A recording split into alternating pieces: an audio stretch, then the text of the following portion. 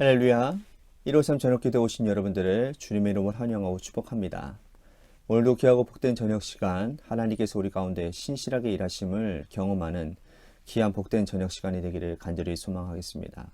아울러 오늘 하루 동안 여러분들이 지치고 고단한 육신을 또한 심령을 오늘 이 시간 주님이 위로해 주시고 하나님이 함께 하심이 하나님이 여러분들을 회복하심이 일어나는 귀한 저녁 시간이 되기를 간절히 소망하겠습니다. 먼저 하나님의 말씀 보도록 합니다. 사도행전 28장 30절부터 31절 말씀까지 보겠습니다. 우리 같이 함께 봉독하도록 하겠습니다. 시작.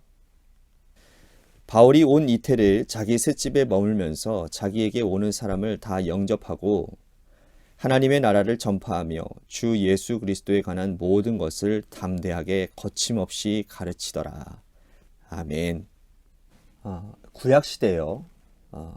하나님의 말씀을 받은 예언자들은 또 선지자들은 많은 고난을 당할 수밖에 없었습니다. 목이 곧은 백성들, 교만한 사람들, 극단적인 유대주의에 심취한 사람들은 이 선지자가 전하는 말씀에 귀를 틀어막고 들으려고 하지 않았습니다. 구약 선지자 중에 가장 고통을 받았던 분이라고 생각한다면 예레미야라고 우리들이 알 수 있습니다.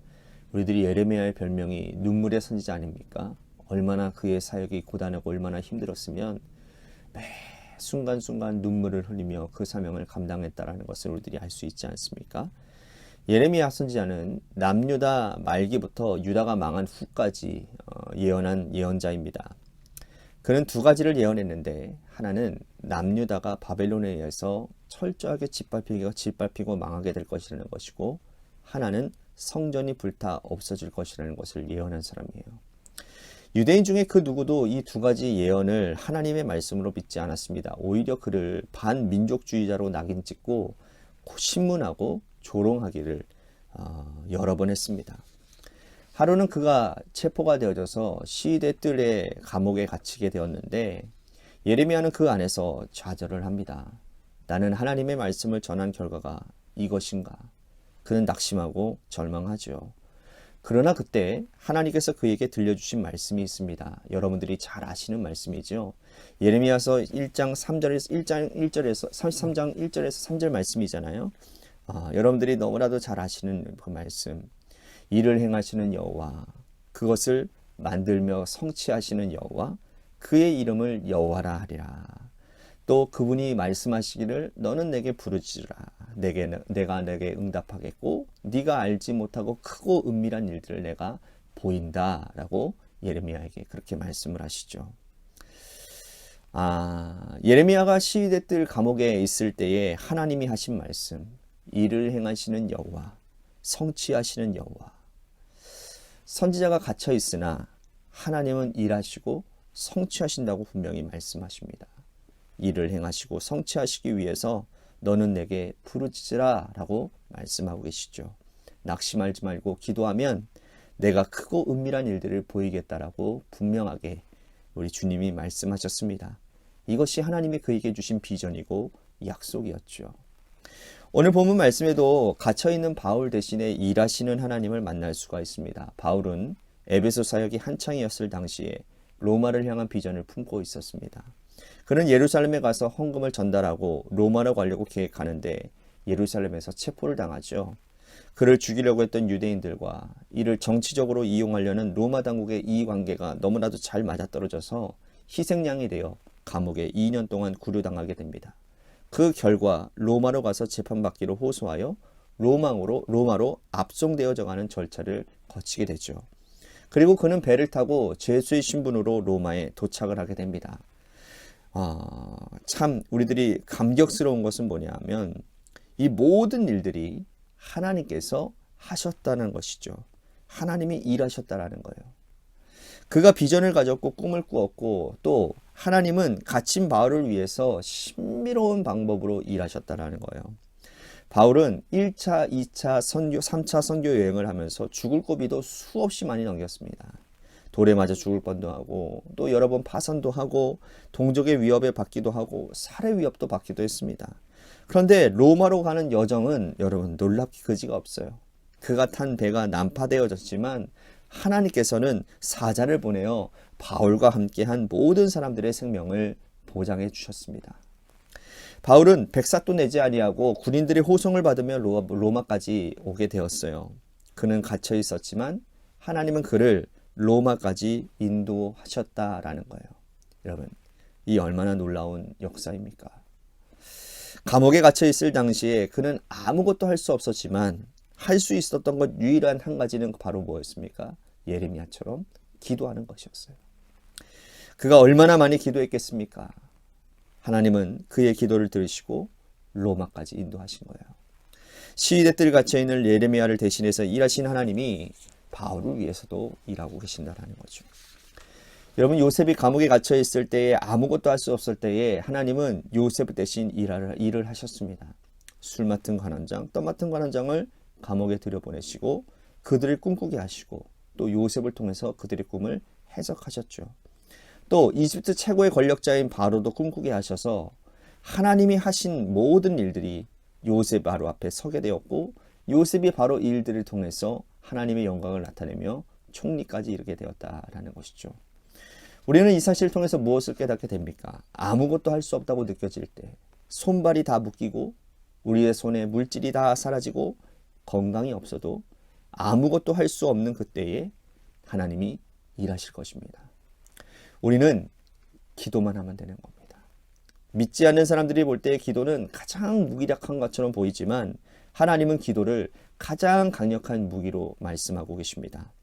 우리는 힘이 없고 능력이 없어서 할 수 있는 것이 한정되어져 있습니다. 하지만 그때 가장 강력한 무기인 기도를 여러분 사용하십시오. 하나님 앞에 무릎을 꿇고 기도하시고 간절하게 매달려 보십시오.